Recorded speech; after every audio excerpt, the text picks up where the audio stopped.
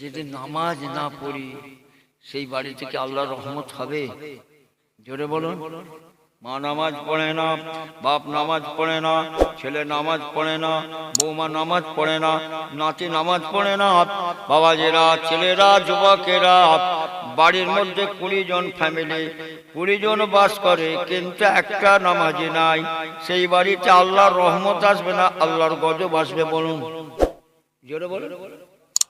বাড়িতে আল্লাহর রহমত হবে কি করে? কানার জালি অবস্থা কেন চলছে? হ্যাঁ, আজকে বাড়িতে বাড়িতে এই সমস্ত সমস্যা দেখা যাচ্ছে। খেয়ে শান্তি নেই, বসে শান্তি নেই, যায় যায় শান্তি নেই, ভাই ভাই শান্তি নেই, ছেলে ছেলে যান, কথা ঠিক না বেটি? তার মানে আল্লাহর রহমত থেকে বঞ্চিত। তো আল্লাহ নবী বলেন, আল্লাহ রাসূল বলেন, একটা বাড়িতে 20 জন বাস করে, মা নামাজ পড়ে, বাপ নামাজ পড়ে না, ছেলে নামাজ পড়ে, নাতি নামাজ পড়ে না।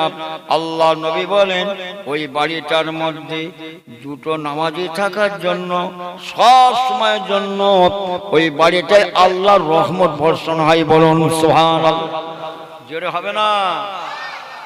আল্লাহ নবী বলেন, তাম পৃথিবীটাকে আমার আল্লাহ পাক মসজিদের নাই করে দিয়েছেন।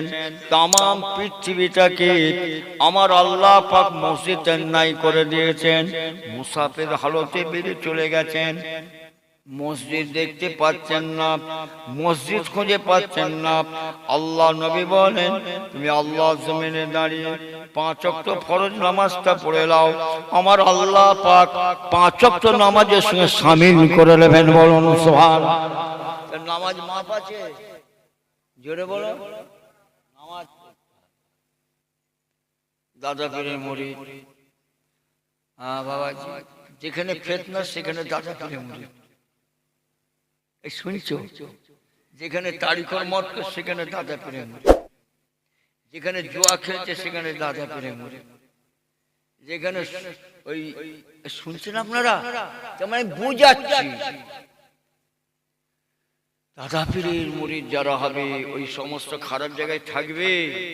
দাদা পীরের যারা মুরিদ, চাচা নিজের জান বাঁচা, ও সময় নেই, বাড়ির ছেলে পুলে নাতি পোতা মা বাপকে নিয়ে আমি ব্যস্ত আছি, অন্যদিকে কি মাথা দেবো? হালাল তো পয়সা ইনকাম করি, হালাল তল্লাশি নিয়েছে, হালাল খাই, ছেলে পুলে বাল বাচ্চা নিয়ে ব্যস্ত, আমার সময় আছে ল্যাপড়াই যাওয়া, কথা ঠিক না বেটি? সেই জন্য বলছি খুব সাবধান, ভালো হতে হবে, ভালো হয়ে দাদা পীরের মুরিদ ভালো, বলেন না সুবহানাল্লাহ।